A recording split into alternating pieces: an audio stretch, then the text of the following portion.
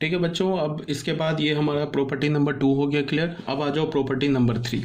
Property 3 में क्या बोल रहा है, let A be a non singular matrix of order n, then adjoint of adjoint A, यहाँ पे डिटर्मिनेंट नहीं है, adjoint of adjoint A is equal to determinant of A to the power n minus 2 into A. सबसे पहले बात की left hand side में एक मैट्रिक्स लिखा है और राइट हैंड साइड में एक मैट्रिक्स ही है। ये जो वैल्यू लिखा है ना, ये के का काम कर रहा है बिकॉज डिटर्मिनेंट एक तो डिटर्मिनेंट ए तो रियल नंबर है, उस पर पावर लोगे तो ये भी रियल नंबर आ जाएगा। तो ये किस फॉर्म का लिखा है, के इंटू ए मैट्रिक्स। ठीक है, तो क्या बोल रहा है वो देख लेते हैं। हमारे पास क्या गिवन है, ये हमारा प्रॉपर्टी 3 है। ठीक है, इसमें ए जो है हमारे पास एक नॉन सिंगुलर मैट्रिक्स है। क्या हमारे पास, non singular square matrix, non singular square matrix. तो यहाँ पे प्रॉपर्टी क्या हमारे पास, adjoint of adjoint A is equal to determinant of A पे power n minus 2 into A. ये प्रॉपर्टी है, रट जाओ। इसका प्रूफ नहीं आता है, ये प्रॉपर्टी सिर्फ तुम्हें याद होना चाहिए। ये डायरेक्ट यूज होगा जेईई मेंस के एडवांस के क्वेश्चन में, ये प्रॉपर्टी यूज होगा। ठीक है, तो उसको प्रूफ कैसे करेंगे, प्रूफ देख लो बट प्रूफ आता नहीं है। बोर्ड में तो आएगा नहीं, बोर्ड में ये प्रॉपर्टी नहीं है। मेंस एडवांस के क्वेश्चन में ये प्रूफ नहीं आता है, इसका प्रूफ का यूज आता है। तो एक बार प्रूफ देख लो। एक बार प्रूफ में क्या है कि ये तो ऑलरेडी बोल रखा है ए इंटू एडजॉइंट ए, ये किसके इक्वल होगा, ए इंटू एडजॉइंट ए लो या एडजॉइंट ए इंटू ए लो, ये किसके इक्वल होगा, determinant of A into I N. ठीक है, हमने क्या किया, इसी प्रॉपर्टी में हमने replace A by adjoint A को एडजॉइंट ए से रिप्लेस कर दिया। ए तो हमारा मैट्रिक्स है, तो ए मैट्रिक्स है तो एडजॉइंट ए भी मैट्रिक्स होगा। तो अगर ये किसी भी नॉन सिंगुलर मैट्रिक्स ए के लिए, सॉरी ये किसी भी मैट्रिक्स ए के लिए ट्रू है, ये तो सिंगुलर नॉन सिंगुलर दोनों के लिए ट्रू है, तो ये किसी भी मैट्रिक्स के लिए ट्रू है, तो ये एडजॉइंट ए के लिए भी ट्रू होगा। तो हमने ए को एडजॉइंट ए से रिप्लेस कर दिया। तो यहाँ पे हमें क्या मिल गया, एडजॉइंट ए, ये मिल गया। यहाँ पे ए की जगह एडजॉइंट ए डाला तो क्या मिल गया, एडजॉइंट ऑफ एडजॉइंट ए। यहाँ पे क्या मिल गया, determinant of adjoint A into I N. ठीक है, अब ऐसे हो गया। अब determinant of adjoint A, second property में हमने क्या देख रखा है, determinant of A to the power n minus 1 into I N, ऐसे हो गया। ठीक है, ये क्या हो गया, adjoint A into adjoint of adjoint ए।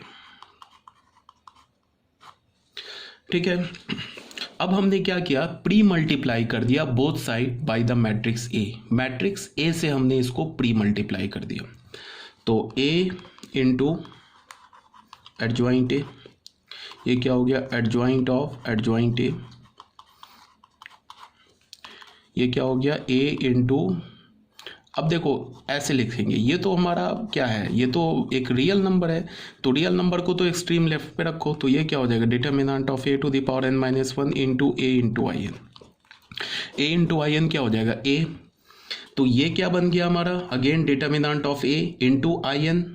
तो आई एन को हमने क्या कर दिया, छोड़ दिया, because determinant of A into I N into this हो जाएगा। तो चलो मैं लिख देता हूँ, कन्फ्यूजन ना हो, एडजॉइंट ऑफ एडजॉइंट ए ऐसे लिख दिया ना मैंने। ये क्या हो गया, डिटर्मिनेंट ऑफ ए पे power n minus 1 A into I N, A हो गया। ठीक है, तो हमें क्या मिला अभी, हमें मिला ये I N into I N, और ये तो मैट्रिक्स है, तो किसी भी मैट्रिक्स को आइडेंटिटी मैट्रिक्स से मल्टीप्लाई करोगे सेम मैट्रिक्स हो जाएगा। तो ये क्या हो गया, determinant of A into adjoint of adjoint A. ठीक है, ये किसके इक्वल हो गया, determinant of A to the power n minus 1 into A. अब हमने क्या किया कि दोनों साइड डिटर्मिनेंट ए से डिवाइड किया, तो डिटर्मिनेंट ए क्या होना चाहिए, नॉट इक्वल टू 0। अगर डिटर्मिनेंट ए 0 नहीं है तो फिर क्या होगा, ए हमारा एक नॉन सिंगुलर मैट्रिक्स होगा, जो हमने प्रॉपर्टी के स्टार्टिंग में ही बोला है, let A be a non singular matrix of order n। ठीक है, तो क्यों बोला, बिकॉज हमने इस प्रॉपर्टी को प्रूफ करने के लिए डिट ए मैट्रिक्स की नॉन सिंगुलरिटी वाली प्रॉपर्टी यूज़ की। बिकॉज हमने ए मैट्रिक्स के डिटर्मिनेंट से दोनों साइड डिवाइड किया, तो डिवाइड तभी करोगे जब वो नॉट इक्वल टू 0 हो। तो जब हमने डिवाइड कर दिया तो हमें क्या मिल गया, एडजॉइंट ऑफ एडजॉइंट ए, ये किसके इक्वल हो गया, determinant of A to the power n minus 2 into A. ये हमारा प्रॉपर्टी प्रूफ हो गया। ठीक है, कोई प्रॉब्लम नहीं है।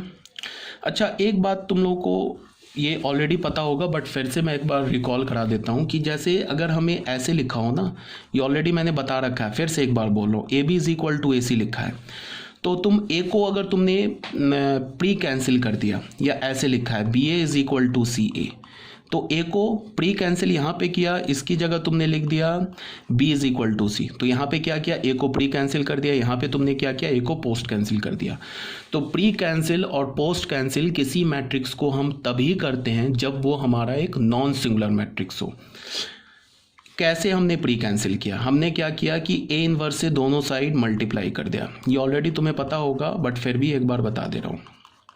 तो इसमें हमने क्या किया, मैट्रिक्स का एसोसिएटिव रूल यूज़ किया, तो ये क्या होगा, A inverse into A into B, ये क्या हो जाएगा, A inverse into A into C, ये क्या हो जाएगा, I into B is equal to I C, यहाँ से क्या हो गया, B is equal to C. तो इतना ना करके हमने डायरेक्ट क्या किया कि ए को प्री कैंसिल करके बी इज इक्वल टू सी बोल दिया। तो जब हम प्री कैंसिल पोस्ट कैंसिल तभी करेंगे जब वो हमारा एक नॉन सिंगुलर मैट्रिक्स होगा। क्यों, क्योंकि हमने ए इनवर्स से दोनों साइड मल्टीप्लाई किया है, तो ए इनवर्स से प्री मल्टीप्लाई किया है, तो प्री मल्टीप्लाई इनवर्स से तभी कर सकोगे ना जब तुम वो ए इनवर्स एग्जिस्ट करेगा।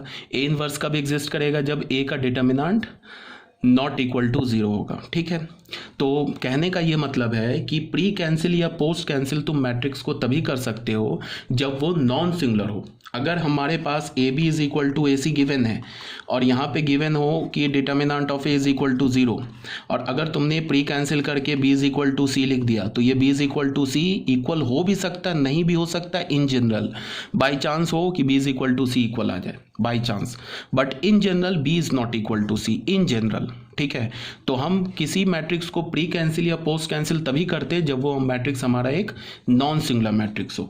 बट अगर हमारे पास b is equal to C given है और a एक मैट्रिक्स है, a is any matrix, weather ये सिंगुलर हो नॉन सिंगुलर हो कोई दिक्कत नहीं है, a इज एनी मैट्रिक्स, कोई भी मैट्रिक्स हो, सिंगुलर भी हो सकता है नॉन सिंगुलर भी हो सकता है, तो तुमको ए को प्री मल्टीप्लाई करो या पोस्ट मल्टीप्लाई करो, दोनों कर सकते हो, चाहे ए कोई भी मैट्रिक्स हो।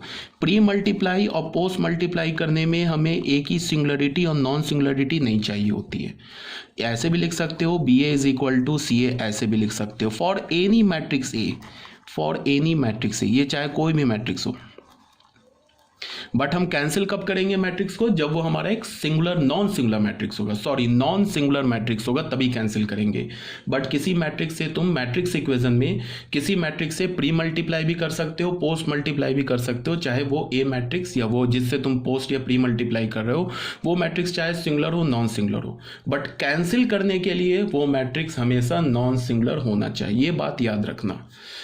ठीक है, तो यहाँ पे जैसे हमने ये किया है ना, यहाँ पे क्या किया है, ए मैट्रिक्स से दोनों साइड कहाँ पे किया है, यहाँ पे, सॉरी दिस इज नॉट